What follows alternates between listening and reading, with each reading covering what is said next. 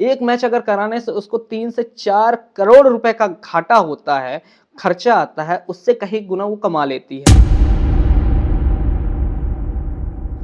आज हम बताएंगे आईपीएल के बारे में। आईपीएल में बीसीसीआई कैसे पैसा कमाती है, फ्रेंचाइजी कैसे पैसा कमाते हैं और कैसे प्लेयर पैसा कमाते हैं। चलिए शुरू करते हैं।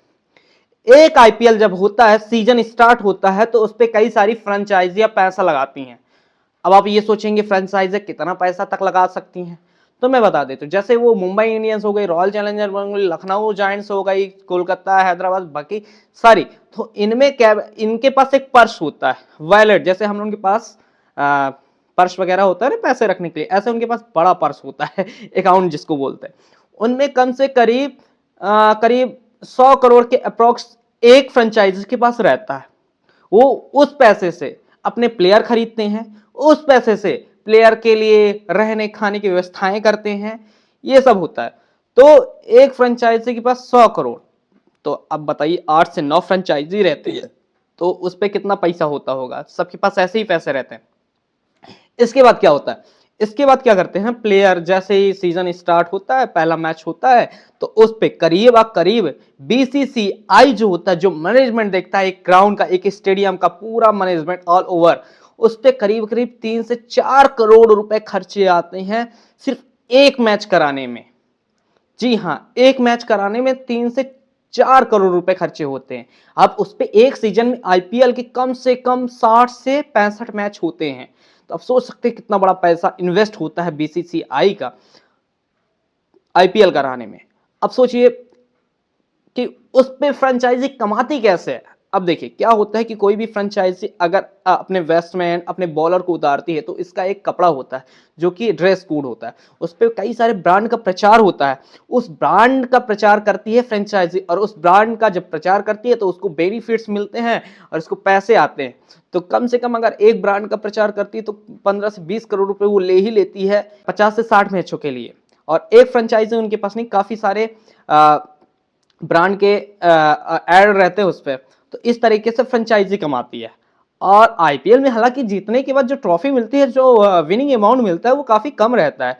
देखा जाए पहले 1-2 करोड़ मिलते थे, अब तो ठीक है ना, तो अलग बात होती है। अब बात करते हैं कि फ्रेंचाइजी जो है इतना इन्वेस्टमेंट क्यों करती है, तो हम बता देते। फ्रेंचाइजी जब इन्वेस्टमेंट करती है तो कोई भी बिजनेस हो इन्वेस्टमेंट ही लगेगा और उससे पैसे ही आएंगे। अब मान लीजिए एक फ्रेंचाइजी में कम से कम 20 से 25 खिलाड़ी रहते हैं, और पर खिलाड़ी जो होता है उनको कहीं 2 लाख, कहीं 4 लाख, कहीं 20 लाख, कहीं 25 लाख में खरीदा जाता है।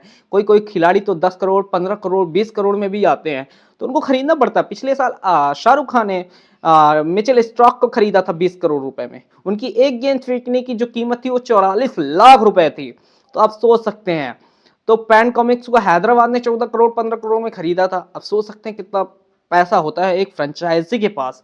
हालांकि पिछली बार तो अच्छा ही हुआ, जो कि milling momentum Kolkata night Riders को मिला था, अच्छा हुआ।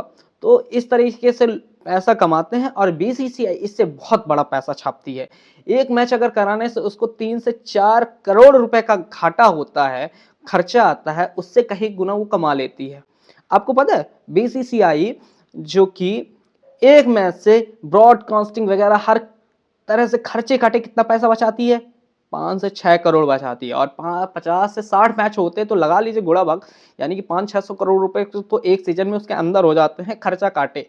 वही बीसीसीआई उन पैसों का इन्वेस्ट करती है, वो पैसा वो बीसीसीआई कमाती है आईपीएल करा के। उसके बाद वो पैसा इन्वेस्ट करती है ग्राउंड के मेंटेनेंस पे, खिलाड़ियों के नए नए चीज़ें खरीदने में, उनको फैसिलिटी प्रोवाइड करने में, ग्राउंड के स्टाफ को देती है, बहुत सारी चीज़ें। आईपीएल में एक गेंद की कीमत कम से कम होती है 6 से 7 हजार रुपये एक गेंद की कीमत, जो कि अच्छी रहती है। कोई कोई कीमत 14,000 15,000 की भी होती हैं। तो इस तरीके से आईपीएल का पूरा सेटअप होता है। बड़ी बड़ी फ्रेंचाइजी तो अपने ब्रांड्स एड से ही कमा लेती हैं, है ना। जो भी अपने बहुत सारे एड्स होते हैं और आईपीएल में सबका ऐड मिलता ही रहता है। तो ये बड़ा एक मार्केट बना हुआ है। तो आपको ये जानकारी कैसी लगी हमें बताएं, और आशा करते हैं अगर ये जानकारी आपको अच्छी लगी होगी तो नेक्स्ट आप बताएं हम किस में वीडियोस बनाएं, ताकि हम आपको जानकारी दे सकें। नमस्कार।